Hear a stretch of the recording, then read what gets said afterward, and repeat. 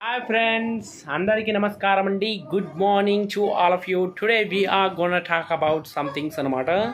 ఈరోజు మనం మాట్లాడుకోవాల్సి వస్తే నిన్న జీటీ వర్సెస్ మన లక్నో సూపర్ కింగ్స్ మధ్య మ్యాచ్ జరిగింది. చూసారా అండి ఎలా ఉంది మ్యాచ్? అసలు నిక్లస్ పూరన్ మాత్రం కుమ్మి అవతలేసాడు భయ్యా, మామూలు కొట్టలేదు అసలు. ఆ షాట్ లేనిది వాము, ఒక్కొక్క షాట్లు చూస్తుంటే కళ్ళు మొత్తం బైర్లు కమ్మినాయి భయ్యా. అసలు ఆ బౌలర్లకు బాబా చుక్కలు కనబడ్డాయి భయ్యా.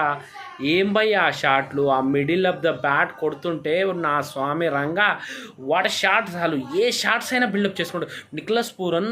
One of the beautiful batsmen in this world అంటాను నేను. ఎందుకంటే ఆయన స్ట్రోక్ మేకింగ్ చూస్తే మనము మెరిట్ ఆఫ్ ది బాల్ ఆడతారనమాట. అండ్ ఆ బిగిటింగ్ కూడా ఏదో పిచ్చి పిచ్చిగా ఊపడు. అండ్ ఎలా ఆడతాడంటే మనకు టైమింగ్ ఆఫ్ ది బాల్ అనమాట. మంచి క్లాస్ అండ్ మాస్ మిక్స్ చేసి ఒక ఫ్రూట్ సలాడ్ తయారు చేస్తే ఎలా ఉంటుందో అలా నిక్లస్ పూరన్ బ్యాటింగ్ ఉందన్నమాట ఎస్టుడే మ్యాచ్లో.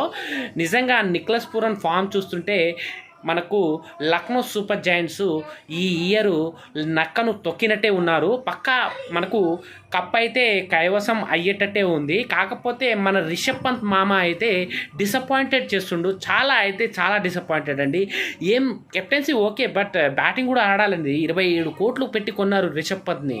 27 కోట్లండి. అసలు ఒక 50 చేయలేకపోయాడు ఇప్పుడు దాకా. నిజంగా I'm so disappointed about Rishabh Pant అంటాను. పక్కా అది రిషబ్ పంత్ దాని నుంచి బయటపడాలని కోరుకుంటున్నాను. యాజ్ ఎ ఫ్యాన్గా నేను ఏంటంటే రిషబ్ పంత్ని ఆడాలనుకుంటున్నాను. కానీ ఆయన బ్యాటింగ్ తీరు చూస్తే మాత్రం టైలెండర్లు బాగా ఆడతారండి. నిజంగా చెప్తున్నా, ఇదే నా స్టేట్మెంట్ అండి, నిజంగా చెప్తున్నా.